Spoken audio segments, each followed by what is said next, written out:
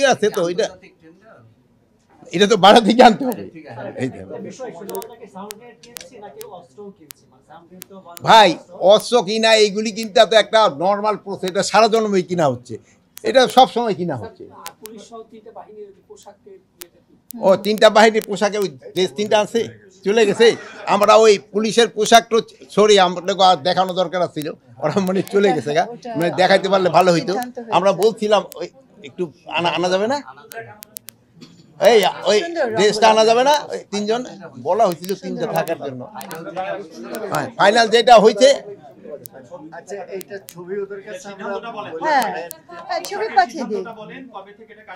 পোশাকের সিদ্ধান্তটা হয়ে গেছে।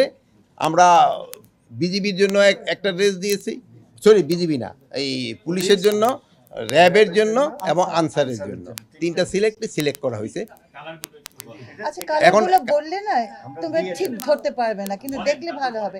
কিন্তু রংগুলো প্রত্যেকটা ম্যাট কালার, কিন্তু সুন্দর রং। এখন এটা রাখার কথা বলছিলেন আবার চলে, আপনারা দেখেন না যাওয়ার সময়? আমার মনে হয় আমরা ছবি পাঠিয়ে দিই। আচ্ছা ছবি পাঠিয়ে দিব না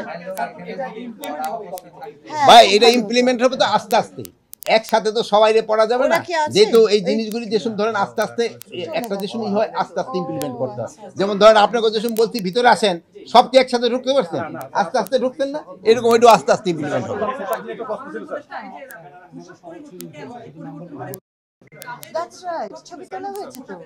পোশাকের পরিবর্তন চাতে বোন একটা ভালো প্রশ্ন করছে, তাদের সবারই মন মানসিকতা সবকিছু পরিবর্তন হইতে হবে।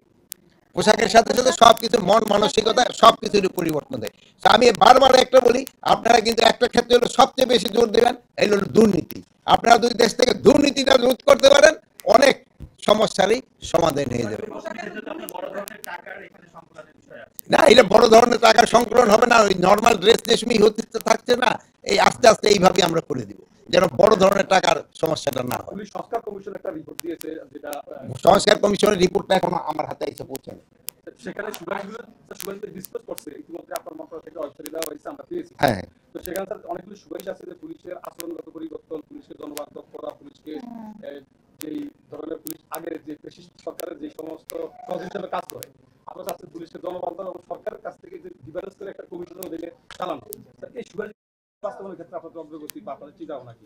এটা যেহেতু এই রিকমেন্ডেশনগুলি দিছে, এটা তো খুব ভালো ভালো রিকমেন্ডেশন, আর এইগুলি করতে তো একটু সময় দরকার হবে। আমরা কিন্তু সবসময় বলি জনবান্ধব পুলিশ করা, বাট তাদের তো মন মানসিকতা এইগুলি চেঞ্জ করতে হবে। 15 বছর তাদের যে ধরনের ট্রেনিং ছিল, তাদের ট্রেনিংয়ের ধরনও চেঞ্জ করতে হবে। তাদের এইগুলি তো করার জন্য আপনাকে সময় দিতে হবে, তারপর এই একটু মানবিক হওয়ার জন্য মানে ট্রেনিং দিতে হবে, এগুলির জন্য সময় দিতে হবে। তো আপনারা ভালো থাকেন, দোয়া করেন, আল্লাহ হাফেজ।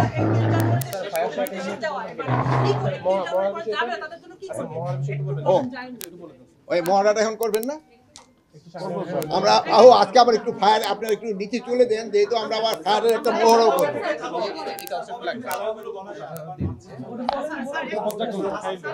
এটা পর্যায়ে